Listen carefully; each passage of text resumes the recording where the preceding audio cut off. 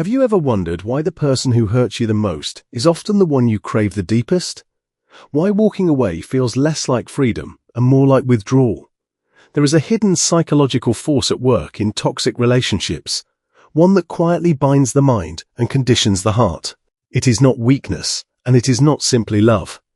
It is a behavioral pattern known as intermittent reinforcement, a mechanism so powerful that it can override logic, distort memory, and anchor you to emotional instability as if it were oxygen. When affection comes unpredictably, warmth today, cold silence tomorrow, the brain does not relax. It becomes alert. It begins to chase the next moment of reward. Just like a gambler pulling a lever, hoping this time will be the win. You begin to invest more energy, more patience, more self-sacrifice into the possibility of emotional payoff. The inconsistency itself becomes the hook. When kindness is rare, it feels more valuable. When validation is withheld, its return feels intoxicating. You may tell yourself that the good moments prove the relationship is worth saving. But what if those moments are precisely what keep you trapped? The human nervous system is wired to respond intensely to uncertainty. Predictable affection creates safety, but unpredictable affection creates obsession. Your brain releases dopamine, not simply when you receive love, but when you anticipate it. The waiting, the hoping, the emotional suspense. This is what strengthens attachment. Over time, the cycle of emotional highs and crushing lows begins to shape your perception of what love feels like. Calm becomes boring. Stability feels unfamiliar. Drama begins to resemble passion. And slowly, almost invisibly, your identity starts revolving around earning scraps of approval. You start measuring your worth by someone else's shifting moods. You rationalize their behavior. You minimize the pain. You cling to the memory of who they were at their best, even as their worst becomes routine. This is not romance. It is conditioning. And the most dangerous part is that it feels intensely personal, when in reality, it is profoundly psychological. What makes this cycle even more dangerous is that it rarely announces itself as manipulation. It often begins with intensity, with connection that feels almost destined, with attention that seems deeper than anything you have known before. In the early stages, the affection may be overwhelming, creating a powerful emotional imprint. Your brain records those moments as proof of what is possible. Then gradually, the pattern shifts. Praise turns into criticism. Presence turns into distance. Certainty turns into confusion. Yet instead of leaving, you lean in closer. Why?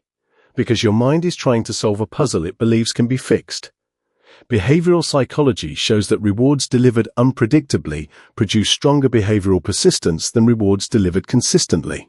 This is the same principle used in gambling systems, where the uncertainty of the outcome keeps people playing far longer than logic would justify.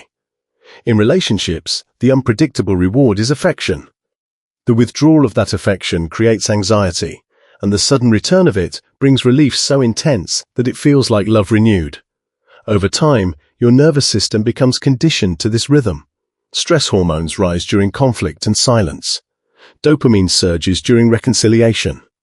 The body begins to equate emotional turbulence with connection. This is how trauma bonds form, not through constant pain, but through alternating pain and relief. The relief becomes addictive because it temporarily soothes the distress that the same person created. You may start questioning yourself instead of questioning the pattern.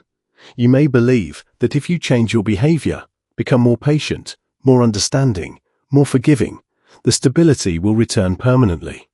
But notice the illusion. The relationship trains you to work harder for smaller rewards. The emotional standard lowers while your effort increases.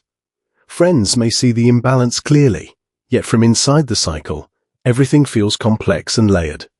You remember the laughter, the promises, the apologies that sounded sincere. You hold on to potential instead of reality. And beneath it all lies a deeper fear. If you leave, what if you lose the only source of those rare, beautiful highs? This fear is not proof of love. It is evidence of conditioning. When unpredictability governs affection, attachment deepens not because the bond is healthy, but because the brain has been trained to chase resolution. Breaking this cycle begins with a radical shift in awareness, because you cannot change what you refuse to name. The moment you recognize intermittent reinforcement for what it is, the illusion starts to weaken. You begin to see that the intensity you once labeled as passion may have been your nervous system reacting to unpredictability. You begin to question whether love should feel like anxiety, whether connection should require constant self-doubt, whether commitment should demand that you shrink yourself to maintain peace. Awareness does not instantly erase attachment, but it restores perspective. It reminds you that your brain was responding exactly as it was designed to respond to uncertainty. There is no shame in that.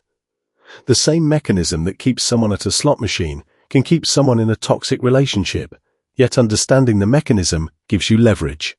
When you stop romanticizing the highs and start evaluating the pattern as a whole, the emotional fog begins to clear. Instead of asking how to get the affection back, you ask why it disappears in the first place. Instead of focusing on isolated moments of kindness, you examine consistency over time. Stability becomes more valuable than intensity. Predictability becomes more attractive than drama. This is the turning point where empowerment replaces obsession.